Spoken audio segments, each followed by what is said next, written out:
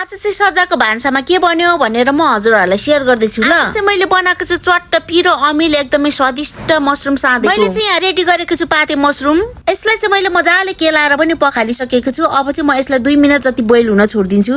ल देख्न सक्नुहुन्छ यो मशरुम चाहिँ एकदमै मजाले बोइल भइसकेको छ। म चाहिँ अब यसमा के हाल्ने भनेर यसको सामग्रीहरु रेडी पार्छु। मैले चाहिँ हेनेर लिएको छु सुकेको खुर्सानी, प्याज, अदुवा, लसुन, धनिया, टमाटर अनि त्यसपछि छुटाउने नहुने चाहिँ टिम्बुर एकदमै स्वादिष्ट बनाउँछ टिम्बुरले चाहिँ। मैले यो सबलाई भातभुट गर्नको लागि मैले बसाएँ एउटा प्यान। सुरुमा चाहिँ फुराउँदै छु म अघिको रातो खुर्सानी र टिम्बुर। अब यो चाहिँ यतिको भइसक्यो। यसलाई चाहिँ म निकालेर ओखलीमा हाल्दिन्छु अनि अघिको टमाटर चाहिँ म यसैमा रोस्ट गर्दिन्छु। हजुरहरुले टमाटर चाहिँ पोलेर हाल्नु पनि सक्नुहुन्छ ल, तर मैले चाहिँ यसैमा फ्राई गर्दिए। मशरुम पनि रेडी भएको छ। यसलाई चाहिँ मैले अघि चप गरेर राखेको प्याज पनि हाल्दिए। टमाटर पनि देख्न सक्नुहुन्छ एकदमै मजाले रोस्ट भएको छ। अब चाहिँ यसलाई म ओखलीमा हाले। अब मजाले यसलाई चाहिँ म पिस्छु। अनि के हजुरहरुको पनि भान्सामा के पाक्छ यसरी नै रेसिपी शेयर गर्नु ल। जस्तो यो चाहिँ एकदमै राम्रो बनेको छ। अब चाहिँ म यो अघिको मशरुममा सबै हाल्दिन्छु।